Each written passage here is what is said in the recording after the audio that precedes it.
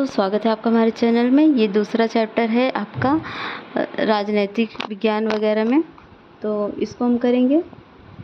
ठीक है, तो स्टार्ट करते हैं इसको। पहला चैप्टर हो चुका है। ये है हिस्ट्री ज्योग्राफी सोशल स्टडी है, जिसमें थर्ड है ये पेपर, मतलब थर्ड सब्जेक्ट है। हिस्ट्री ज्योग्राफी के बाद राजनीति शास्त्र वगैरह जिसमें है पॉलिटी वगैरह, वो वाला चैप्टर है आपका। ये फर्स्ट चैप्टर हो चुका है। सेकेंड चैप्टर है जिसको आज हम पढ़ेंगे। इसके पहले आपने समानता के बारे में पढ़ा, अब ये पढ़ेंगे आप किसके बारे में, ये पढ़ेंगे आपका लेसन है स्वास्थ्य में सरकार की भूमिका। तो ठीक है, चलिए स्टार्ट करते हैं। और स्टार्ट करने से पहले आपसे बस एक ही रिक्वेस्ट है कि आप चैनल को लाइक शेयर सब्सक्राइब कर दें, और एनसीईआरटी की जो प्लेलिस्ट बनी हुई है जाइए देखिए। सारा 6 क्लास का कंप्लीट हो चुका है, 7 का भी कंप्लीट हो रहा है। सारा कंप्लीट हो जाएगा आपका 1-1.5 महीने के अंदर। तो बने रहिए हमारे साथ और लगाइए। घटना चक्र का क्लास भी कर लीजिए, वो भी कंप्लीट होने वाला है, तो सब साथ में कर लीजिए। चलिए स्टार्ट करते हैं। तो अध्याय सेकेंड है ये, और स्वास्थ्य में सरकार की भूमिका। लोकतंत्र में लोगों की यह अपेक्षा रहती है कि सरकार उनके कल्याण के लिए कार्य करे। ये शिक्षा, स्वास्थ्य, रोजगार प्रदान करने एवं गृह निर्माण, सड़कों के विकास तथा बिजली आदि उपलब्ध कराने के माध्यम से हो सकता है। इस अध्याय में हम स्वास्थ्य के अर्थ और उससे संबंधित समस्याओं को जांचेंगे। इस अध्याय के शीर्षकों को देखिए। आपके विचार में यह विषय सरकार के काम से किस प्रकार जुड़ा हुआ है, तो देख लीजिए आप। ये पहला देख रहे हैं आप, एम्बुलेंस। स्वास्थ्य क्या है? स्वास्थ्य के बारे में हम अनेक प्रकार से सोच सकते हैं। स्वास्थ्य का अर्थ है हमारी बीमारियों, चोट आदि से मुक्त रहना। लेकिन स्वास्थ्य केवल बीमारियों से संबंधित नहीं है। आपने उपर्युक्त कोलाज में केवल कुछ स्थितियों को ही स्वास्थ्य को जोड़कर देखा होगा। हम ध्यान नहीं देते हैं कि उपर्युक्त हर परिस्थिति का संबंध स्वास्थ्य है। बीमारी के अलावा हमारे लिए उन कारणों पर भी विचार करना आवश्यक है जो हमारे स्वास्थ्य पर प्रभाव डालते हैं। उदाहरण के लिए, यदि लोगों को पीने के लिए स्वच्छ पानी, प्रदूषण मुक्त वातावरण मिले तो वे असामान्यतः स्वस्थ रहेंगे, और सामान्यतः मतलब स्वस्थ ही रहेंगे। दूसरी ओर, यदि लोगों को भरपेट भोजन ना मिले अथवा उन्हें घुटन भर अवस्था में रहना पड़े तो उनके बीमार पड़ने की संभावना भी अधिक हो जाएगी। क्या आप इन सब चित्रों को देखकर पता लगा सकते हैं? हम सब जानते हैं कि हम जो भी कार्य करें चुस्ती और ऊंचे मनोबल के साथ करें। सुस्त और अकर्मण्य रहना, चिंताग्रस्त होना और लंबे समय तक डरे सहमे रहना स्वस्थ जीवन के लक्षण नहीं है। हम सबको तनाव मुक्त प्रसन्न रहना चाहिए। हमारे जीवन के सभी पहलू स्वास्थ्य के हिस्से हैं। ठीक है। भारत में स्वास्थ्य सेवाएं, तो आइए हम भारत में स्वास्थ्य सेवाओं के पहलुओं पर परीक्षण करते हैं। तो संसार भर में भारत में सर्वाधिक चिकित्सा महाविद्यालय हैं और यहाँ सबसे अधिक डॉक्टर तैयार किए जाते हैं। लगभग हर वर्ष 30,000 से अधिक नए डॉक्टर योग्यता प्राप्त करते हैं। अब भारत के अधिकांश डॉक्टर शहरी क्षेत्रों में बसते हैं और ग्रामवासियों को डॉक्टर तक पहुँचने के लिए लंबी दूरी तय करनी पड़ती है। ग्रामीण क्षेत्रों में जनसंख्या के मुकाबले डॉक्टरों की संख्या काफ़ी कम है। पिछले वर्षों में स्वास्थ्य सेवाओं की सुविधा में काफ़ी वृद्धि हुई है। सन 1950 में से भारत में केवल 2,717 अस्पताल थे। सन 1991 में 11,174 अस्पताल थे और 2017 में ये बढ़कर कितने हो गए? 23,583 हो गए। भारत में करीब 5 लाख लोग प्रतिवर्ष तपेदिक में टीबी से मर जाते हैं और स्वतंत्रता प्राप्ति से अब तक इस संख्या में कोई परिवर्तन नहीं हुआ है। हर वर्ष मलेरिया के लगभग 20 लाख मामलों की रिपोर्ट प्राप्त होती है। यह संख्या कम नहीं हो रही है। भारत में विदेशों से बहुत बड़ी संख्या में इलाज कराने हेतु चिकित्सा पर्यटक आते हैं। ये उपचार के लिए भारत के कुछ ऐसे अस्पतालों में हैं जिनकी तुलना संसार के सर्वश्रेष्ठ अस्पतालों से की जाती है। हम सबको पीने का स्वच्छ जल उपलब्ध नहीं करा पा रहे हैं और संचारणी बीमारियां पानी के द्वारा एक दूसरे से लगती हैं। इन बीमारियों में 21% जल जनित होती हैं और हैजा, पेट के कीड़े और हेपेटाइटिस। भारत विश्व का दवाइयाँ निर्मित करने वाला तीसरा बड़ा देश है और यहाँ से भारी मात्रा में दवाइयों का निर्यात होता है। भारत के समस्त बच्चों में से आधों को खाने के लिए पर्याप्त भोजन नहीं मिलता है और वे अल्पपोषण के शिकार रहते हैं। सामाजिक एवं राजनीतिक जीवन के बारे में बात करें तो बीमारी से बचाव, उनके उपचार के लिए हमें उचित स्वास्थ्य सेवाएँ रखनी चाहिए, जैसे स्वास्थ्य केंद्र, अस्पताल, परीक्षण के लिए प्रयोगशालाएँ, एम्बुलेंस की सुविधा, ब्लड बैंक आदि जो मरीजों को आवश्यक सेवा और देखभाल उपलब्ध करा सकें।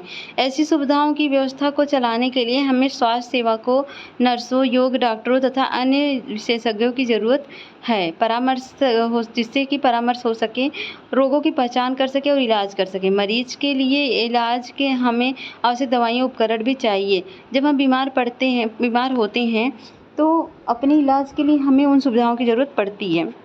भारत में बड़ी संख्या में डॉक्टर, दवाखाने, अस्पताल और देश में सार्वजनिक स्वास्थ्य सेवाओं को चलाने का पर्याप्त अनुभव और ज्ञान भी उपलब्ध है। ऐसे में चिकित्सालय और स्वास्थ्य केंद्र जिन्हें सरकार चलाती है, सरकार अपनी जनसंख्या के एक बड़े भाग की देखभाल करने में समर्थ है, जो सैकड़ों हजारों गाँव में फैली हुई है। इस विषय पर हम बाद में अधिक विस्तार से चर्चा करेंगे। साथ ही चिकित्सा विज्ञान में बहुत असाधारण प्रगति हुई है,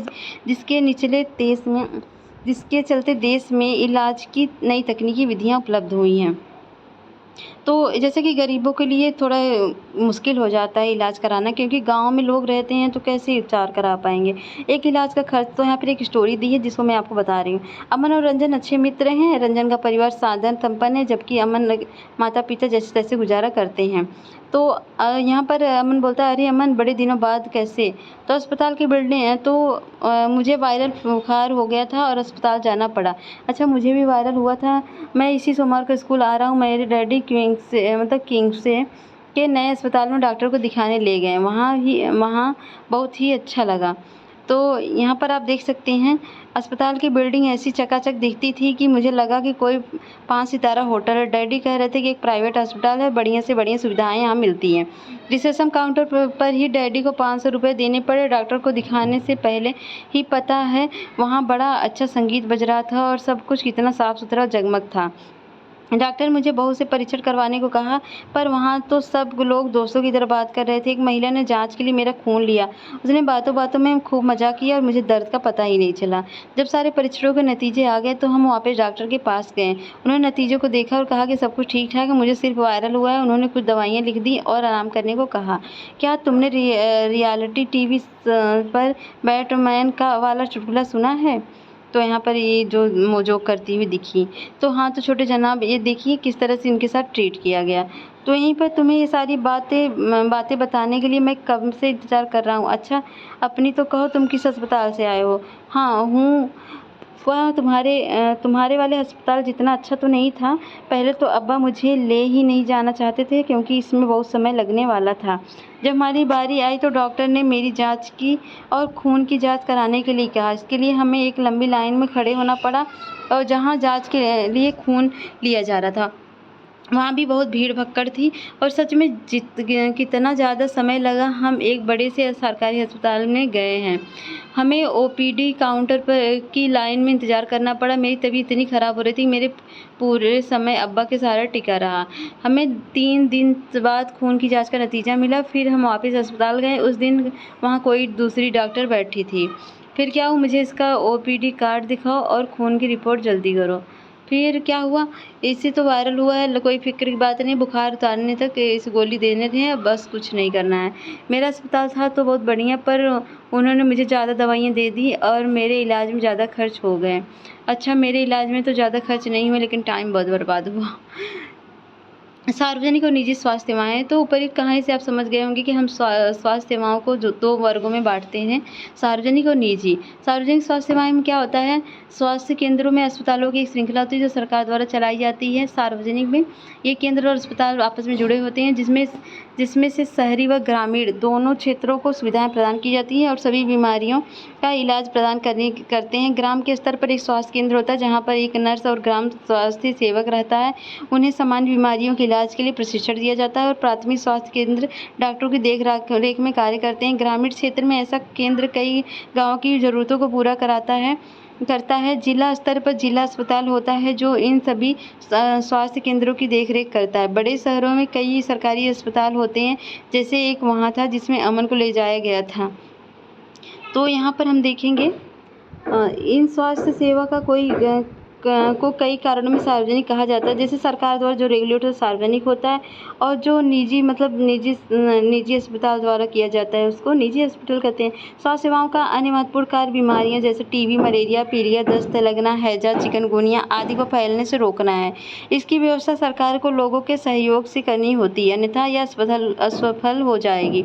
उदाहरण के लिए, मच्छरों को पैदा होने से रोकने के लिए अभियान को सफल बनाने के लिए यह सुनिश्चित करना पड़ेगा कि क्षेत्र के सभी लोग पहले कूलरों व घरों की छतों आदि पर पानी एकत्र न होने दें। हमारे संविधान के अनुसार लोगों के हित को सुनिश्चित करना और सबको स्वास्थ्य सेवाएं प्रदान करना सरकार का प्राथमिक कर्तव्य है। सरकार को हर व्यक्ति के जीवन के अधिकार की रक्षा करनी है। यदि कोई अस्पताल समय पर व्यक्ति को इलाज नहीं प्रदान कर पाता तो इसका तात्पर्य है उसे जीवन की सुरक्षा नहीं दी जा सकती। अदालत ने यह भी कहा है कि ये सरकार का कर्तव्य है कि मरीजों को आवश्यक स्वास्थ्य सेवाएं दे, जिसमें आकस्मिक इलाज की सुविधा भी सम्मिलित हो। अस्पताल और उसके स्वास्थ्य संबंधी कर्मचारियों को आवश्यक इलाज प्रदान करने की जिम्मेदारी पूरी करनी चाहिए। निजी सेवाओं की बात करें तो हमारे देश में कई तरह की निजी सेवाएं ग्रामीण क्षेत्रों में पंजीकृत चिकित्सा व्यवसायी मतलब आरएमपी मिल जाते हैं। शहरी क्षेत्रों में बड़ी संख्या में डॉक्टर हैं जिनमें से बहुत से विशेषज्ञ की सेवाएं प्रदान करते हैं, निजी रूप से चलाए जा रहे हैं। अस्पताल और नर्सिंग होम भी हैं। काफ़ी संख्या में प्रयोगशालाएं जो परीक्षण करती हैं और विशेष सुविधाएं उपलब्ध कराती हैं, जैसे एक्सरे, अल्ट्रासाउंड। ऐसी दुकानें भी हैं जहाँ से हम दवाइयाँ खरीद सकते हैं। जैसा कि इनके नाम से ज्ञात होता है कि निजी सेवाओं का सरकार स्वामित्व अथवा नियंत्रण नहीं होता है। स्वास्थ्य सेवा और समानता क्या सबके लिए पर्याप्त स्वास्थ्य सेवाएं उपलब्ध हैं? तो हम भारत की ऐसी स्थिति का सामना कर रहे हैं जहां निजी सेवाएं तो बढ़ रही हैं परंतु सार्वजनिक नहीं।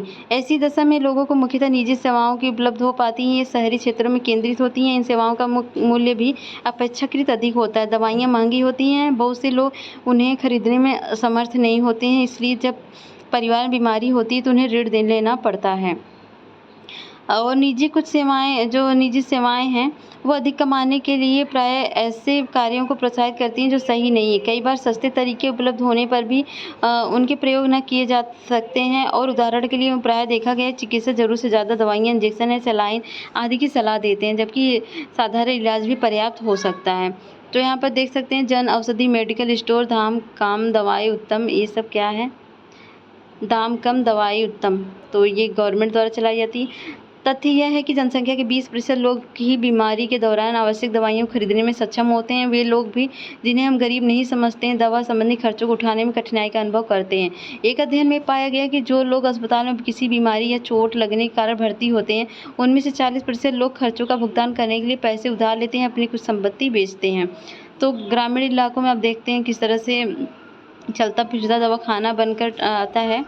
तो गरीब लोगों के लिए परिवार में हर बीमारी चिंता और मुसीबत के कारण बन जाती है। इससे भी बड़ी बात यह है कि ऐसी स्थिति बार बार आती है। गरीब लोग पहले ही पोषण की कमी के शिकार होते हैं।